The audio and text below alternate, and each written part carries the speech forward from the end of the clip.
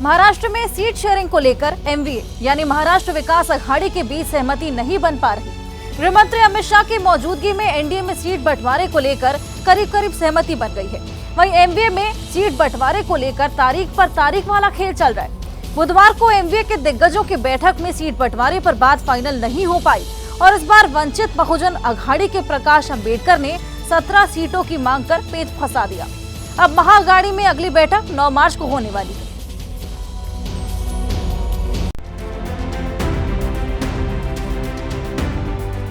महाराष्ट्र में एमवीए गठबंधन के बीच मीटिंग दर मीटिंग के बाद भी सीट शेयरिंग के फाइनल फॉर्मूले पर सहमति नहीं बन पा रही है।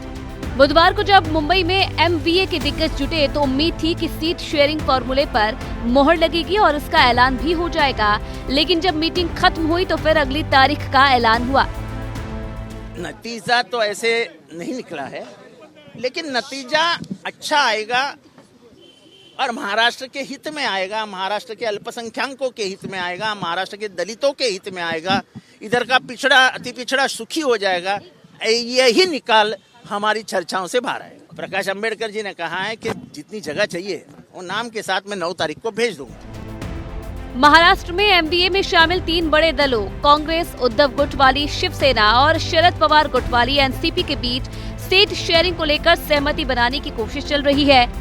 कि शरद पवार जी की भूमिका इस देश के इतिहास में किसी ने नहीं ली थी, कि जिस आदमी के आंखों के सामने उसका घर ऐसे टूट रहा था बीच से, उन्होंने ये नहीं कहा कि घर संभालूंगा, उसने कहा कि घर टूटा तो चलेगा लेकिन यहाँ के धर्मांध शक्तियों को, फिरका परस्त ताकतों को मैं मदद नहीं करूंगा। इसमें पेच फंसाया है वंचित बहुजन अघाड़ी के प्रकाश आम्बेडकर ने।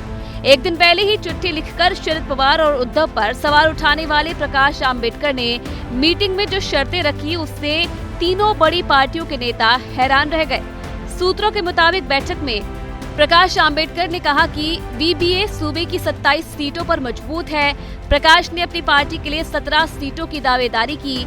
मराठा आरक्षण की मांग का चेहरा बन चुके मनोज अरंगे पाटिल को जालना से एमवीए का उम्मीदवार बनाने की मांग की।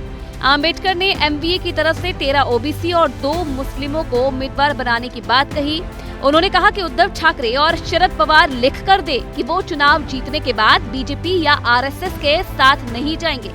बाल साहब थोड़ा तो आए थे, मेरे ख्याल से हम लोग की नोट्स एक्सचेंज होते रहते हैं वहाँ पर, और उसी पे हम लोग के नोट्स एक्सचेंज हुए। मीटिंग जब होगी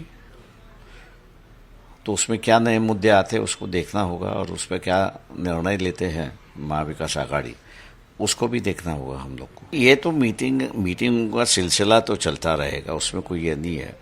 इंटरनल मीटिंगें चलती रहेगी आपस में। प्रकाश आम्बेडकर की डिमांड सुनने के बाद बैठक में उद्धव ठाकरे, शरद पवार, बाला साहेब थोराट जैसे नेता हैरान रह गए। बैठक करीब 4 घंटे चली, लेकिन प्रकाश आम्बेडकर बीच में ही बैठक से निकल गए। चर्चा हो गई आज, बहुत अच्छी चर्चा के बारे में तो हमारे में कोई मतभेद नहीं है, लगभग सभी बातें तय हो गई है। महाराष्ट्र के कुछ इलाकों में प्रकाश आम्बेडकर की अच्छी पकड़ है। इसमें उद्धव और पवार वीबीए को महाअघाड़ी में रखना चाहते हैं, लेकिन पेच सीटों का है। एमवीए के बड़े दल वीबीए को 2 लोकसभा सीट देना चाहते हैं। प्रकाश आम्बेडकर को अब 9 मार्च तक जवाब देना है। अब 9 मार्च को फिर महाअघाड़ी के नेता जुटेंगे, तब प्रकाश आम्बेडकर सीटों को लेकर अपना पक्ष रखेंगे। लेकिन अब तक सीट बंटवारे को लेकर प्रकाश आम्बेडकर का जो रवैया है उससे साफ है कि महाराष्ट्र में सीट शेयरिंग को लेकर महाविकास अघाड़ी की राह कांटों से भरी है।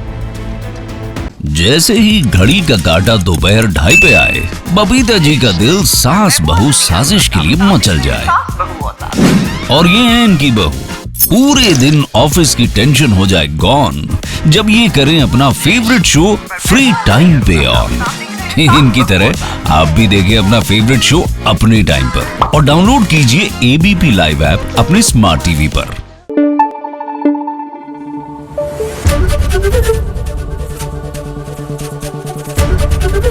एबीपी न्यूज आपको रखे आगे।